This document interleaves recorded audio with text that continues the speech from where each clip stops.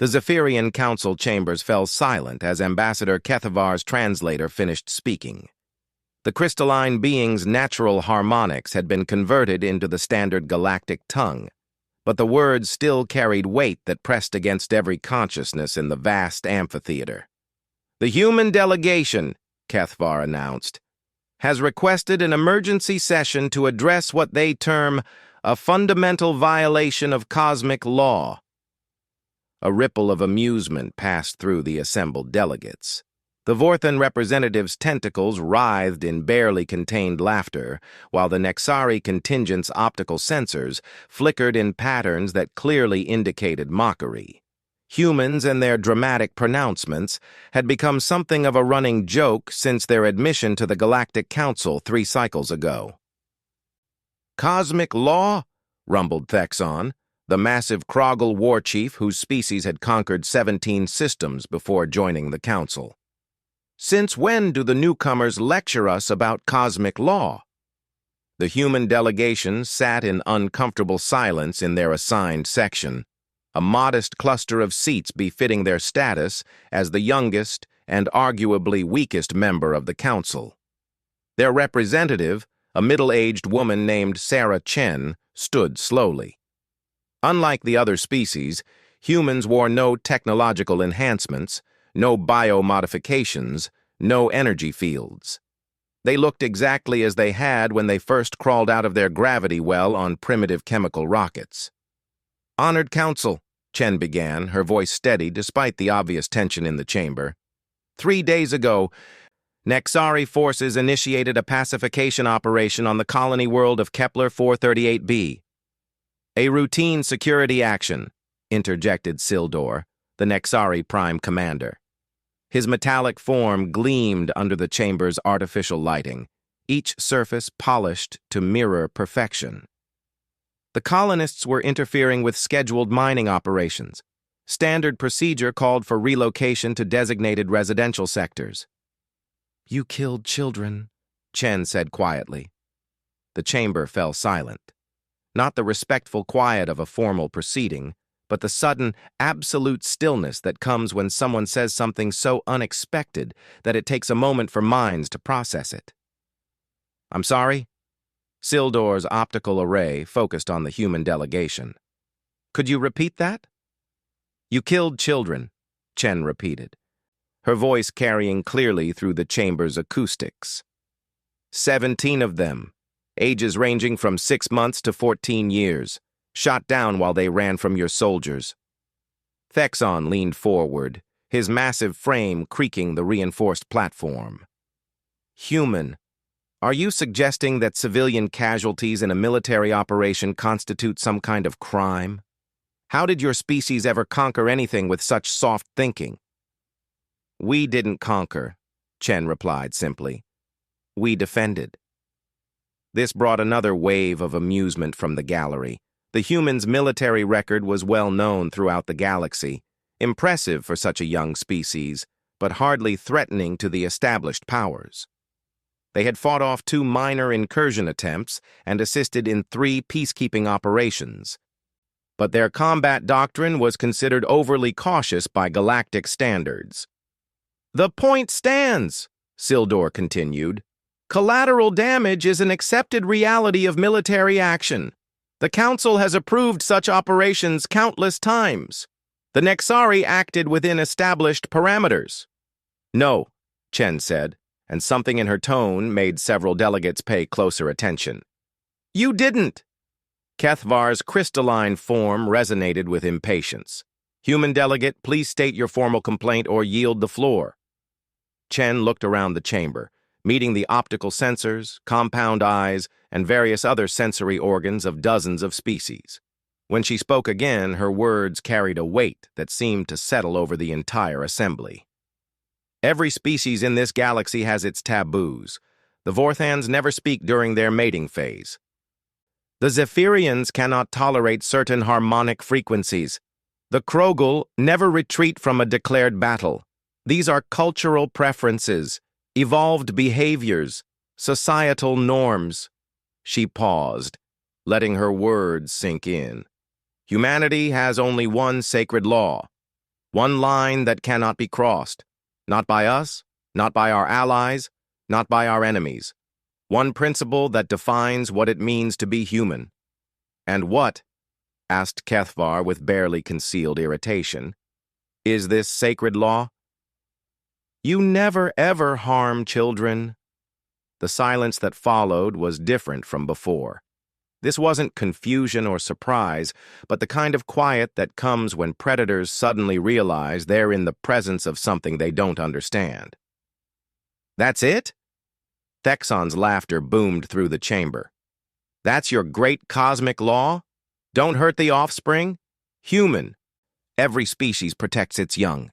It's basic evolutionary biology. No, Chen said quietly. You protect your own young. We protect all children, every child, everywhere, always. Sildor's optical array flickered in what might have been confusion. Surely you don't mean literally all offspring of all species. I mean exactly that, Chen replied. In our history, we've had wars that lasted decades, conflicts that consumed entire continents, genocides that tried to wipe out whole populations. But even our worst monsters, our most twisted killers, our most ruthless dictators, they all knew the rule. You don't hurt children. The moment someone crosses that line, they stop being human in our eyes. Preposterous, rumbled Thexon. Military efficiency demands.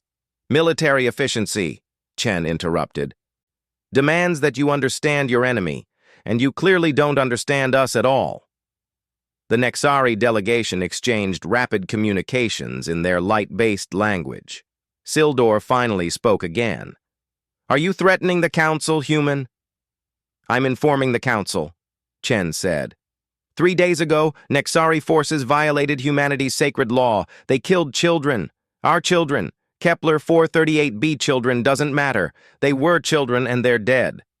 She reached into her diplomatic pouch and withdrew a small device. Every security system in the chamber immediately focused on it, but scans showed it was nothing more than a standard data storage unit.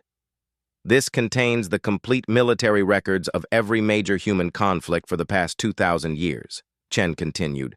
I'm submitting it to the Council archives. I want you to study it. I want you to understand what happens when someone hurts children in front of humanity. Kethvar's form pulsed with official authority. Human delegate, the Council does not respond well to threats or ultimatums. This isn't a threat, Chen said, placing the data unit on the speaker's podium. This is a warning. The Nexari have 72 hours to surrender the officers responsible for the massacre on Kepler 438b for trial under human jurisdiction. Absolutely not, Sildor responded immediately. The Nexari military does not surrender its personnel to alien courts. Then you've made your choice, Chen said simply. Human, Thexon growled, rising to his full intimidating height. You seem to have forgotten that humanity controls exactly one star system. The Nexari Empire spans 47 systems and maintains the third largest military force in the galaxy. What exactly do you think you can do to them? Chen looked up at the massive Kroghol war chief, then around at the assembled delegates. When she smiled, several species later reported feeling an unexpected chill. We're going to remind the galaxy why Earth's children sleep soundly at night, she said quietly. And when we're done, every species in Council space will understand humanity's sacred law. She gathered her materials and began walking toward the exit. The chamber remained silent until she reached the doorway. Human, called Kethvar. What should the Council expect? Chen paused without turning around. Peace, she said simply. Complete, total, absolute peace. At least for the children. The human delegation filed out behind her, leaving the Council chamber in stunned silence. It was Sildor who finally broke the quiet. Should we be concerned about this human posturing? Thexon's laughter filled the chamber. Concerned? About humans? They have 12 ships of the line and a defensive fleet barely capable of protecting their home system. What are they going to do? Ask us very firmly to stop. Nevertheless, Kethvar intoned thoughtfully, perhaps we should examine this data they provided. Waste of time, scoffed the Vorthan representative. Humans and their emotional attachments. It's what keeps them weak. But Kethvar was already interfacing with the chamber's systems, accessing the human data unit. As the files began to download, historical records spanning millennia of human conflict, several delegates noticed something odd about the crystalline being's harmonics. If they had understood Zephyrian biosignatures better, they might have recognized the tone as concern. The first file that opened was labeled Operation Wrath of Khan, The Children's Crusade, 2287. It contained tactical analyses of a human military campaign that had eliminated an entire pirate confederation in response to a single incident involving civilian casualties at a school station. The second file was titled The Srebrenica Response, Ethnic Cleansing and Human Retaliation, 2156. It documented the complete destruction of a totalitarian regime within 6 months of the discovery of mass graves containing children. File after file opened. Rome's Tears, The Kindergarten War, Operation Protective Wing, The Innocent's Vengeance.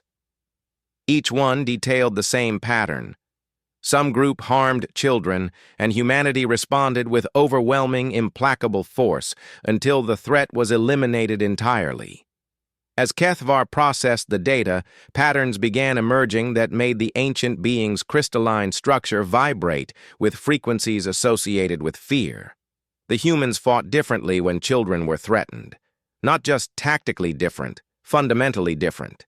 They ignored losses. They ignored logistics. They ignored politics, diplomacy, and even basic strategic sense. They became something else entirely. Honored Council, Kethvar announced, interrupting the ongoing debate about human military capabilities. I believe we may have underestimated the severity of this situation. How so? Asked Sildor. According to these records, Kethvar's harmonics carried an unmistakable note of warning. Humanity has never lost a war fought for the protection of children. Not once. Not in 2,000 years. Thexon's laughter died away as he processed this information. Never lost? That seems unlikely. The data is quite clear, Kethvar continued. When human children are threatened, human military doctrine changes completely. They appear to abandon all conventional strategic thinking. Explain, demanded Sildor. The crystalline being's form dimmed as it accessed more files. In 2340, a corporate mining consortium took hostages on a human colony world, 17 children among them. The human response was to mobilize their entire fleet, not to negotiate, but to remove every single corporate asset from space within 8 months. No ransoms paid, no diplomatic solutions. They simply hunted down and destroyed every ship, station, and installation the corporation owned until the hostages were released. Surely they suffered massive casualties, Thexon interjected. That's just it. Kethvar's harmonics carried confusion. They did, but they didn't stop. According to these tactical analyses, human forces continued operations even when suffering 90% casualty rates. They displayed no self-preservation instincts whatsoever when children were at stake. The chamber had fallen silent again, but this time the quality of the quiet was different. This was the silence of predators suddenly realizing they might have misjudged their prey. Sildor's optical array flickered rapidly. Surely this is historical data, ancient conflicts against primitive opponents. No, Kethvar replied. The most recent entry is from last year. A terrorist cell kidnapped children from 3 different species on a trade station. The human security response eliminated the entire cell within 18 hours. No survivors, no mercy, no quarter given. That was reported as a successful hostage rescue operation, protested the Vorthan representative. Read the tactical analysis, Kethvar suggested quietly. The chamber fell silent as delegates accessed the data. What they found was disturbing on multiple levels. The human rescue team had indeed saved the children.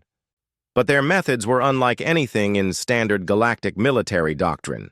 They had accepted casualties that any rational military force would consider unacceptable. They had used tactics that ignored basic survival instincts. And when the shooting was over, they had methodically hunted down and eliminated every member of the terrorist organization across 3 star systems. "This is madness," whispered the Nexari deputy commander. "Who fights like this?" "According to their own military historians," Kethvar replied, "they call it going primal. It appears to be an involuntary response to threats against children." Thexon studied the data with the eye of an experienced warrior. What he saw there made his massive frame shudder slightly. "These aren't battle reports," he said slowly. "These are descriptions of exterminations." "Precisely," Kethvar agreed. "When humans perceive a threat to children, they don't fight wars. They conduct what their military calls threat removal operations. The goal isn't victory. It's the complete elimination of anything that might harm a child." Sildor's form had gone completely still. "How many times have they done this?" "According to the data," Kethvar replied, harmonics heavy with implication, "whenever necessary. And they've never failed to achieve their objective."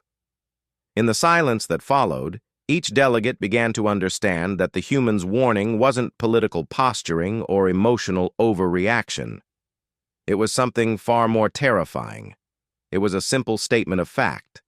And somewhere in the back of their consciousness, those species capable of true fear began to wonder exactly what they had awakened by killing 17 children on a distant world. The 72-hour countdown had begun. Admiral Sarah Martinez stood in the command center of the UESS Defender, humanity's flagship, as data streams flowed across the holographic displays surrounding her. The bridge crew worked with quiet efficiency, their movements carrying the weight of purpose that came when humanity's children were threatened. "Status report," Martinez commanded. Commander Jackson, her second-in-command, stepped forward with a tablet in hand. "All fleets have responded to the emergency activation, Admiral. The 3rd Fleet is moving from Alpha Centauri, the 5th Fleet from Wolf 359, and the 7th Fleet from Vega Station. Total mobilization will be complete in 36 hours. What about the civilian evacuations? All human colonies within 50 light-years of Nexari space have been notified. Evacuation ships are en route.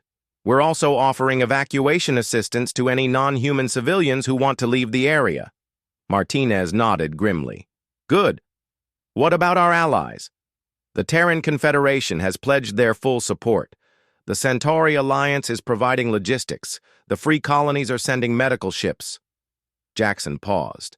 "Admiral, they're all asking the same question. Which is, how far are we planning to take this?" Martinez turned to look at the tactical display showing Nexari space, 47 star systems, hundreds of billions of beings, one of the most powerful military forces in the galaxy. Then she looked at the small image displayed in the corner of the screen. 17 children who would never go home again. "As far as necessary, Commander. As far as necessary." Across the galaxy, in the Nexari capital system of Nex Prime, Prime Commander Sildor stood before the military council in their gleaming command chamber. Unlike the diverse council chambers, this room was purely Nexari, all clean lines, polished metal, and perfect geometric efficiency. "Report on human fleet movements," Sildor commanded. Strategic analyst Veltar's optical array flickered as data scrolled past. "All human military assets are converging toward our border regions. They appear to be establishing a staging area in the Arcturus system. Numbers? Approximately 200 vessels of various classes. However, Prime Commander, our intelligence suggests these are not their primary military assets." Sildor's attention focused sharply. "Explain."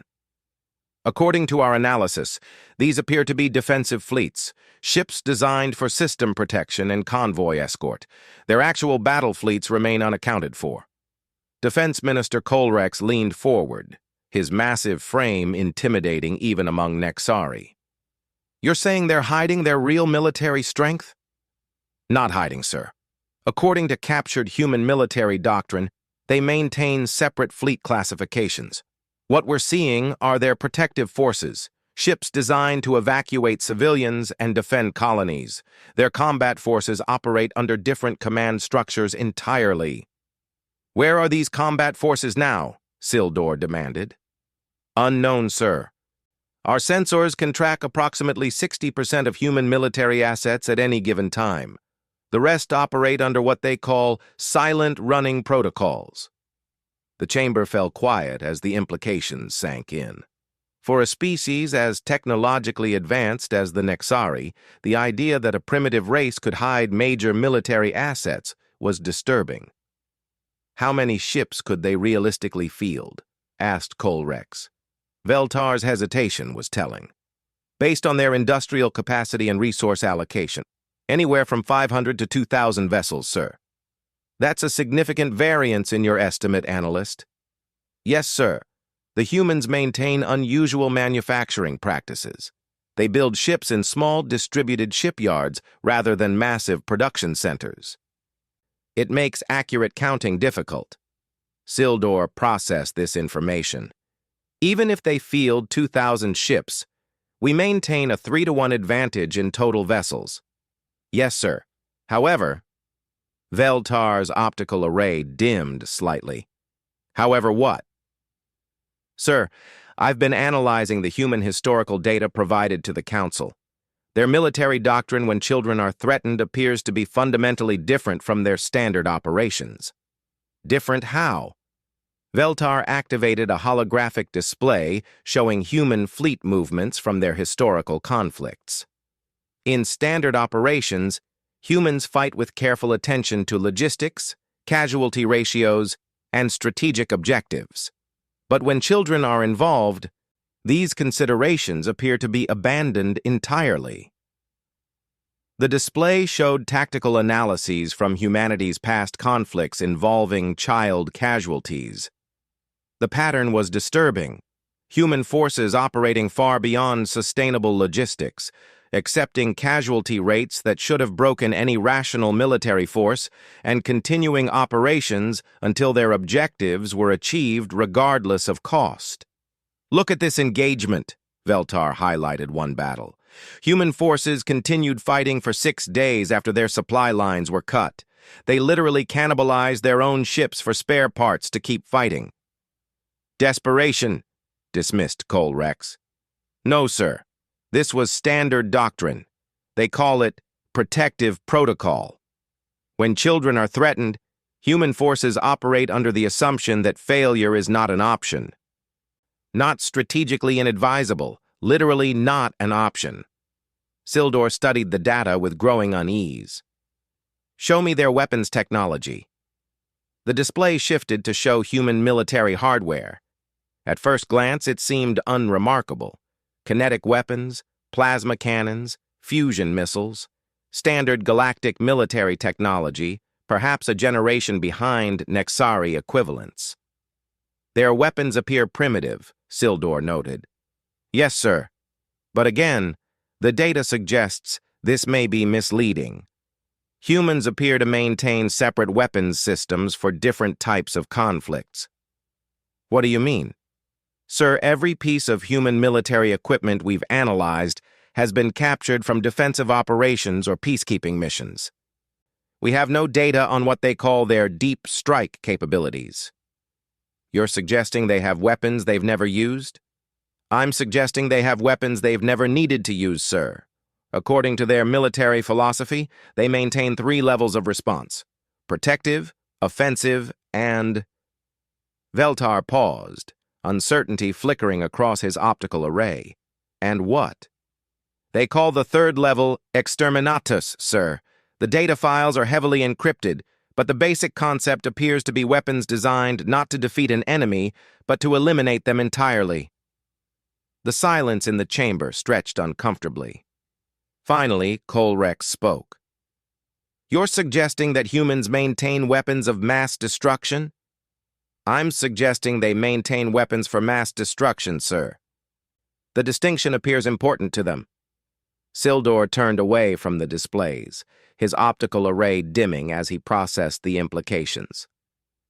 "Analyst, in your professional assessment, what is the human response likely to be if we refuse their demands?" Veltar's hesitation was answer enough, but he spoke anyway. "Based on historical patterns, sir, they will begin with targeted strikes against military assets involved in the Kepler 438b operation. When we respond with force, they will escalate to full military engagement. When we target their colonies or civilians in response, they will what? Sir, according to their own military historians, when an enemy targets human children or civilians, humanity abandons all rules of engagement. They call it going dark. Every historical example shows the same pattern. Total destruction of enemy military and political infrastructure, followed by hunting down individual leaders until either they surrender or are eliminated. You're describing genocide, analyst? No, sir. I'm describing systematic elimination of leadership and military capability. Humans appear to make careful distinctions between combatants and civilians.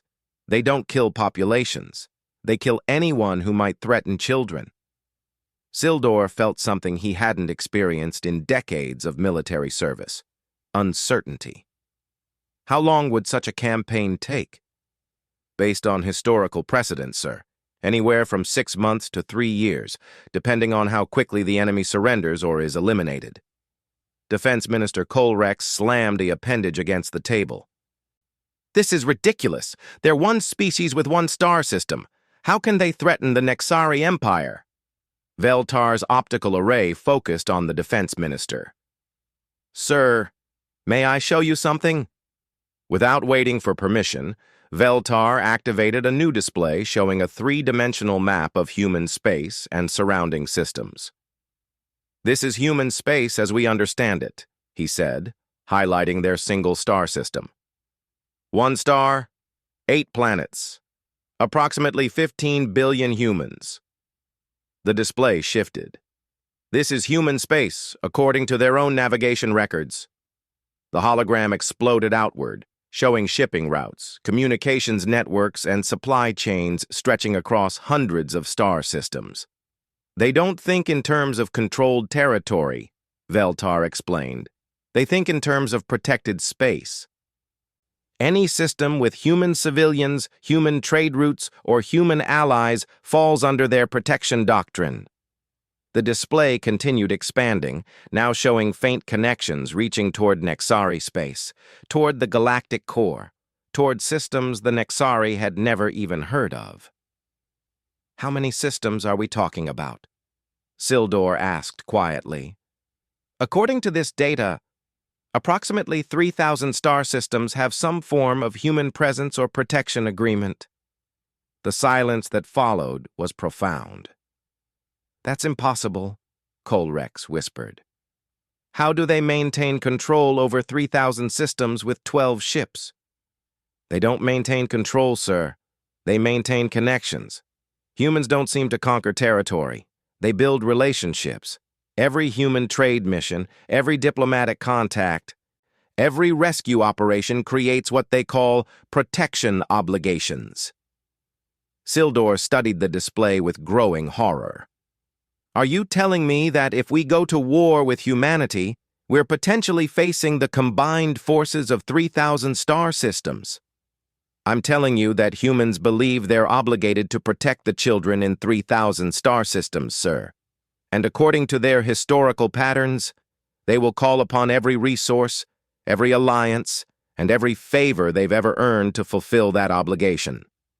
The tactical display shifted again, showing estimated fleet strengths of various species and governments throughout human-influenced space. The numbers were staggering. "But surely," Colrex protested, These other species won't risk war with the Nexari Empire over a human grievance. Veltar's optical array flickered in what might have been the Nexari equivalent of a bitter smile. Sir, I've been analyzing human diplomatic records. Do you know how many times other species have called upon humanity for military assistance? How many? 3,417 times in the past 50 years. Everything from rescue operations to disaster relief to military support. And do you know how many times humans have refused? How many? 0, sir. Not once. Humans appear to be incapable of refusing a request for help, especially if children are involved. The implications hit the room like a physical force. The humans weren't just calling in military alliances, they were calling in debts of honor accumulated across half a century of selfless service to anyone who asked. How long? Sildor asked quietly. Do we have to respond to their ultimatum? 48 hours, sir. And if we refuse? Veltar looked at the tactical display showing the vast network of human connections across the galaxy. Based on their historical patterns, sir, I estimate we have perhaps 6 months before the Nexari Empire ceases to exist as a political entity. And if we surrender the officers they've demanded? Based on the same patterns, they'll try and execute them for war crimes, then leave us alone unless we threaten children again. Sildor considered this. The choice seemed obvious. Sacrifice a few officers to avoid a potentially devastating war.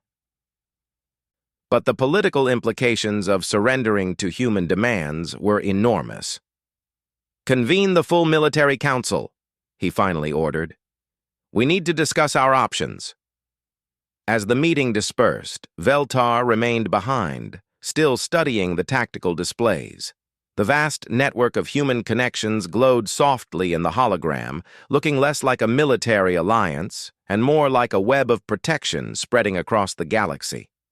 For the first time in his career, the strategic analyst found himself wondering if the Nexari Empire had already lost a war they didn't even know they were fighting. In the depths of space, human fleets continued their silent approach, and somewhere in the command centers of 3,000 star systems, beings of dozens of species began receiving calls they had been hoping would never come, requests for help from the species that had never refused to help them. The galaxy was about to learn what happened when someone broke humanity's sacred law. The deadline expired at exactly 14 Ab Galactic Standard Time.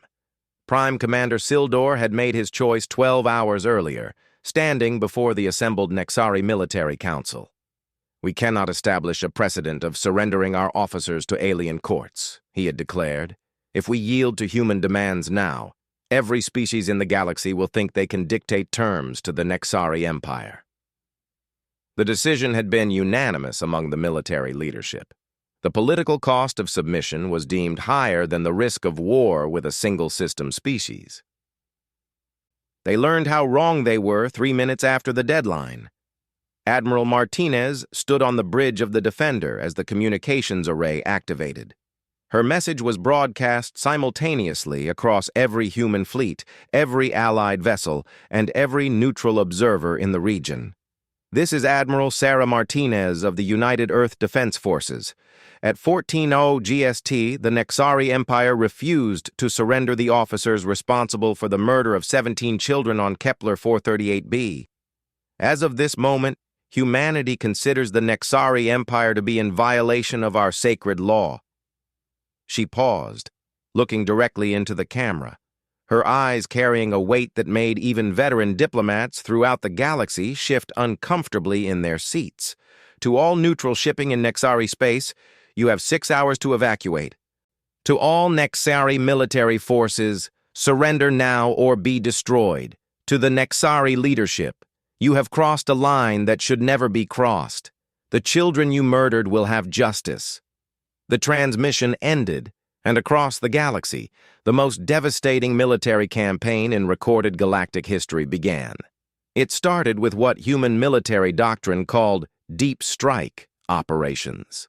Ships that had never appeared on any sensor reading materialized throughout Nexari space as if emerging from the fabric of reality itself. These weren't the defensive vessels the Nexari had been tracking.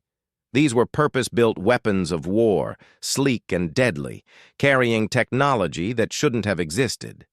The first target was Nexari Battle Group Sigma, the fleet that had conducted the Kepler 438b operation.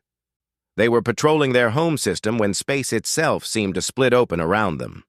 Commander Torvek was reviewing defensive positions when his sensor operator's urgent voice cut through the bridge chatter. "Sir, massive energy signatures appearing throughout the system. Clarify that report." "Unknown vessels, sir. They're just appearing. No jump signatures, no fold space distortions. They're materializing out of nothing." On the tactical display, ship contacts blazed into existence. Not dozens, hundreds. Each one reading as a massive energy signature, unlike anything in Nexari databases. "Impossible," Torvek breathed. "Run full spectrum analysis on those ships."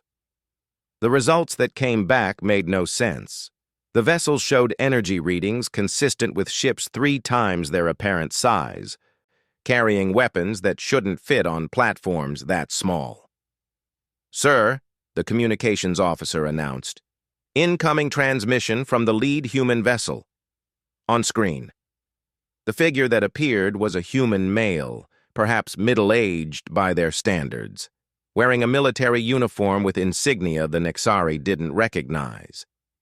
When he spoke, his voice carried an absolute certainty that made Torvek's optical array dim instinctively. "This is Captain Reynolds of the UESS Retribution. Commander Torvek, you commanded the operation that resulted in the deaths of 17 children. You have one opportunity to surrender your vessel and submit to human justice." "Human," Torvek replied, trying to project confidence. "You are outnumbered 3-1. Withdraw immediately or face destruction." Reynolds's expression didn't change. "Commander, you don't understand. You killed children. Mathematics stopped mattering the moment you did that." The transmission cut off, and hell came to the Nexari Empire. The weapons that struck Battle Group Sigma weren't in any galactic military manual. Instead of the energy beams or kinetic projectiles the Nexari expected, their ships were struck by something that seemed to eat through their armor like acid, devices that turned their own shields against them, and missiles that phased through solid matter before detonating inside their hulls. In 17 minutes, Battle Group Sigma ceased to exist. The pattern repeated throughout Nexari space.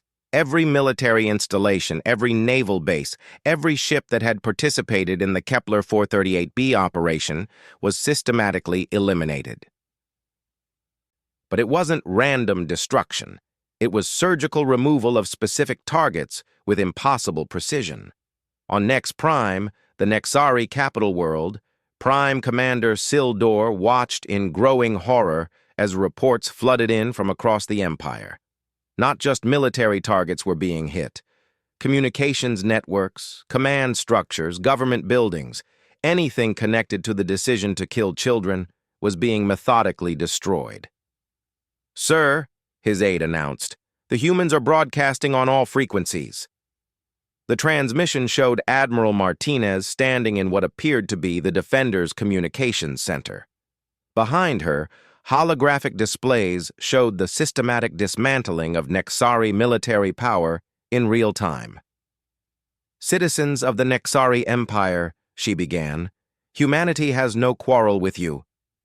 Our conflict is with those who chose to murder children and those who protect them. Any civilian who wishes safe passage out of the combat zone will be provided escort by human vessels." The display behind her zoomed in on specific battle zones, showing human ships actively protecting Nexari civilian evacuations while simultaneously destroying military targets around them. "To the Nexari military," Martinez continued, Surrender immediately, and you will be treated according to galactic conventions. Continue to resist, and you will be removed as a threat to children everywhere. Sildor watched in fascination and terror as the tactical display showed human forces operating with impossible coordination. Fleets appeared and disappeared at will, struck targets with perfect precision, and moved through Nexari space as if their defenses didn't exist. "How are they doing this?" he demanded of his strategic analyst. Veltar's optical array flickered rapidly as he processed incoming data. "Sir, they appear to be using some form of dimensional manipulation technology. Their ships aren't traveling through space, they're traveling through something else entirely." "What do you mean?" "Sir, according to our sensors, human vessels are using what appears to be folded space-time as a transportation medium. They can appear anywhere, anytime, without traditional navigation limitations." Sildor processed this information with growing dread. "You're saying they can bypass every defense we have?" "I'm saying they already have, sir." As if summoned by their conversation, alarms began blaring throughout the command center. Veltar's scanners lit up with proximity alerts. "Sir, human vessels appearing in the capital system." On the main display, 12 human ships materialized in perfect formation around Nex Prime. Unlike the sleek warships that had been devastating Nexari military forces, these vessels were massive, bulky, and radiated energy signatures that made the planet's defensive grids shut down automatically to avoid overload. "What are those?" Sildor whispered. Before Veltar could answer, every communication system on the planet activated simultaneously. Admiral Martinez appeared on every screen, her voice echoing from every speaker. "Prime Commander Sildor, this is your final warning. Surrender the officers responsible for the Kepler 438b massacre or face the consequences." Sildor looked around the command center at his staff. Every optical array was focused on him, waiting for his decision. Outside, the massive human ships hung in space like executioners' axes. "Admiral," Sildor replied through the planetary communications array, "what exactly are those ships?" Martinez's expression was carved from stone.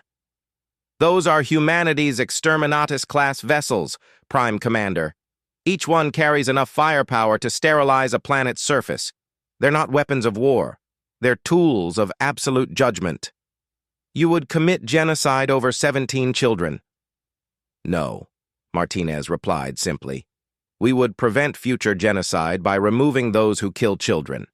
The choice is yours, Prime Commander. Surrender the murderers, or we remove the entire command structure that protected them."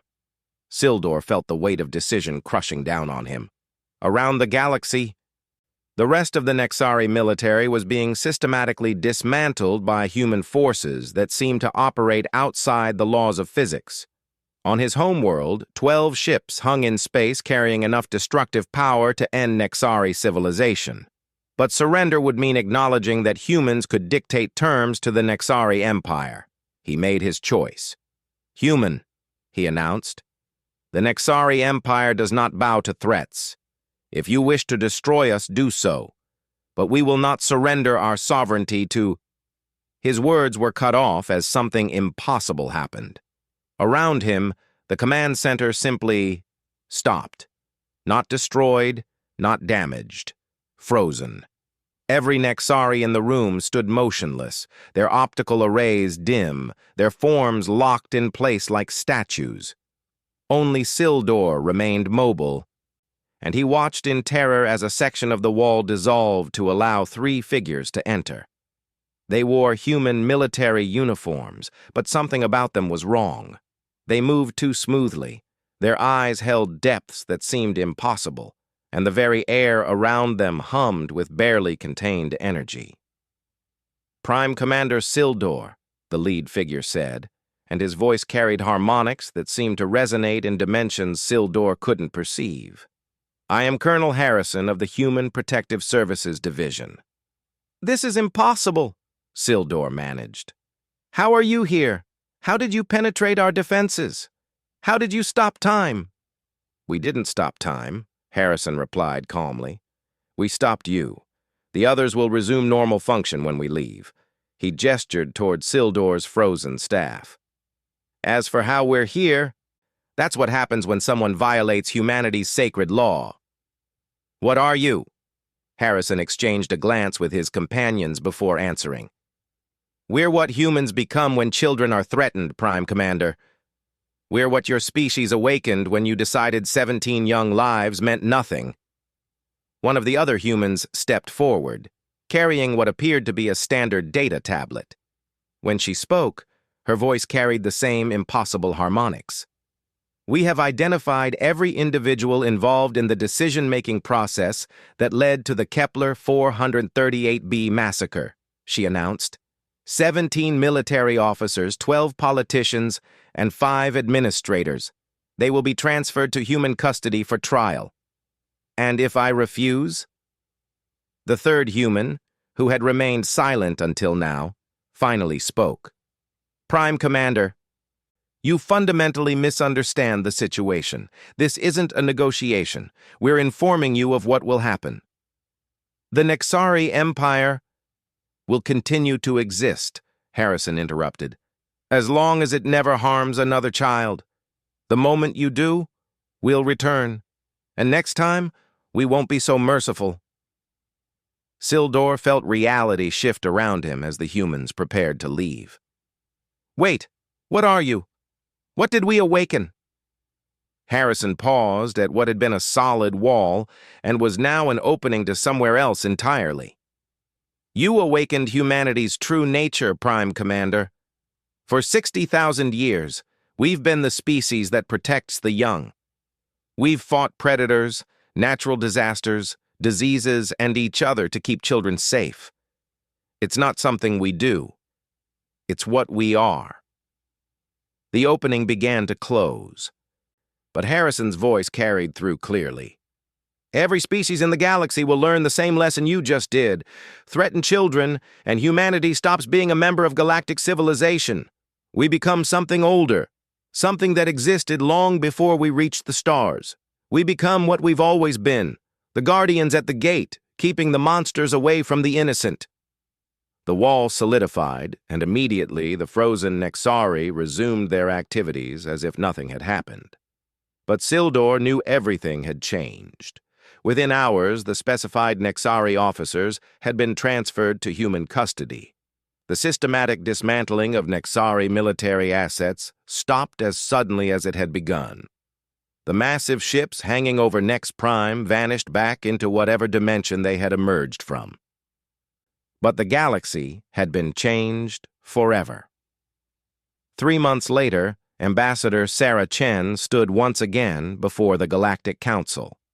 The chamber was fuller than usual, with representatives from dozens of species that had never bothered with council sessions before. They were all there for the same reason: to hear the formal presentation of what was being called the Human Doctrine. "Honored delegates," Chen began, "the recent conflict with the Nexari Empire has raised questions about humanity's role in galactic civilization. Today, I'm here to clarify that role." She activated a holographic display showing the current state of galactic affairs. Where once there had been dozens of minor conflicts, piracy operations, and territorial disputes, the map now showed unprecedented peace. "Effective immediately," Chen announced, "humanity is establishing a simple universal law across all space we can reach. That law is this: the deliberate targeting of children by any military, political, or criminal organization will result in the complete elimination of that organization." She paused to let the words sink in. "This is not a threat. It is not a negotiation. It is a statement of fact. We have demonstrated our capability to enforce this law. We will continue to do so."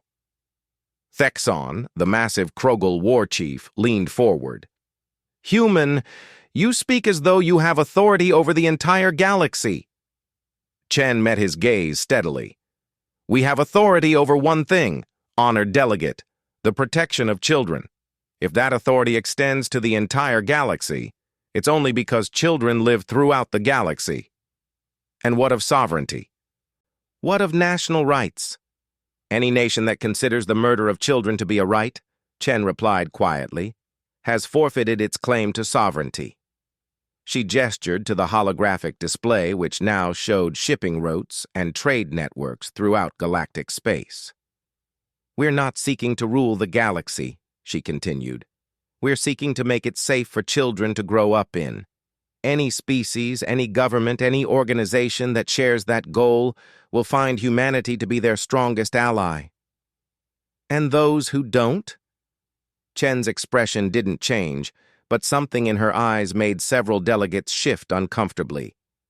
Those who don't, she said simply, will find out what happens when they violate humanity's sacred law. The session ended in silence, but across the galaxy, the message was clear. Humanity had revealed itself to be something far more dangerous than anyone had imagined. Not conquerors or destroyers, but absolute protectors. They had demonstrated the capability to enforce their will anywhere, anytime, against anyone who threatened the innocent. In the months that followed, crime rates plummeted throughout known space. Conflicts that had raged for decades suddenly found peaceful resolution as leaders realized that any action that might harm civilians, especially children, could bring swift and terrible retribution from humanity. The pirates who had terrorized trade routes for generations simply vanished, their bases found empty and their ships floating derelict in space. Totalitarian regimes that had oppressed their populations for centuries suddenly discovered the benefits of democratic reform. Criminal organizations that had operated with impunity found their leadership systematically eliminated whenever they crossed humanity's line. Peace, it turned out, was not the absence of conflict. It was the presence of guardians who would do anything, absolutely anything, to protect the innocent. And across the galaxy, for the first time in recorded history, children slept soundly in their beds, knowing that somewhere among the stars, humanity was watching over them. The galaxy had learned humanity's sacred law, and in learning it, they had discovered that some lines should never be crossed, not because of consequences to themselves, but because of what those consequences revealed about the guardians they had awakened. In the end, the price of violating humanity's sacred law had been paid not just by the Nexari Empire, but by every force of violence and oppression throughout galactic civilization. They had all learned the same lesson: hurt the children, and face what humanity becomes when its children are threatened. It was a lesson the galaxy would never forget.